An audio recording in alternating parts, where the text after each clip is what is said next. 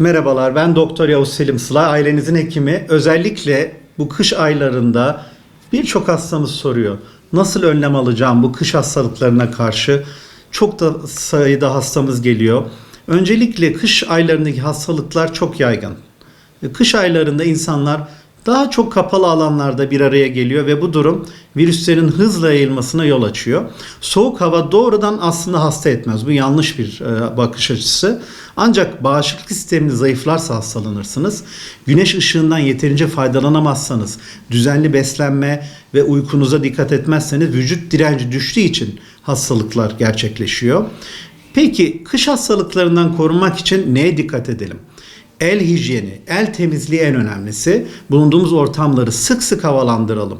Ve kalabalık alanlarda maske kullanmak gerektiğinde önemli. Bunun yanında düzenli ve dengeli beslenmek, yeterli uyku almak, yürüyüş yapmak ve dinlenmek, bağışıklık sistemini güçlü kılmak çok önemli. Magnezyum, potasyum, kalsiyum, D vitamini gibi eksikleriniz varsa bu eksiklerin tamamlanması aile hekiminizle.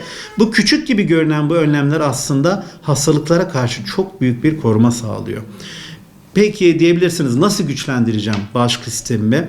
Sebze ve meyve ağırlıklı beslenelim değerli izleyenler. Yeterli protein alalım, bol su içelim, günde 2,5-3 litre. Bunlar bağışıklık sistemini direkt destekler. Düzenli egzersiz, günde 6 ile 10 bin adım atmak, açık havada vakit geçirmek de vücut direncini artırır. Ve bilinçsiz vitamin ve takviye kullanımına karşıyım. Bilinçli bir biçimde aile hekiminizin önerdiklerini kullanmanız çok önemli. Yoksa gereksiz böbreklerinize yüklenme oluyor. Sağlıklı bir bağışıklık sistemi için düzenli ve dengeli bir yaşam mutlaka oluşturmamız lazım.